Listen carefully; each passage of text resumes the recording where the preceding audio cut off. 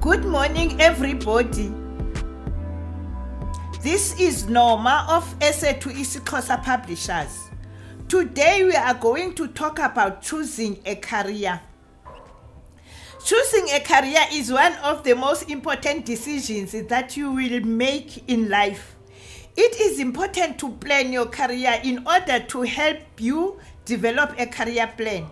You need to go through all the stages of career planning to effectively map out your path to success.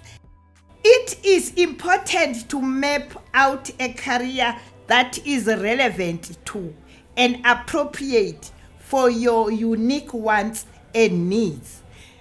The following are the 5 stages of career planning. Stage number 1, self-assessment. Stage number 2, exploring options. Stage number 3, making decisions. Stage number 4, setting goals and creating your career plan. Stage number 5, implementing your plan.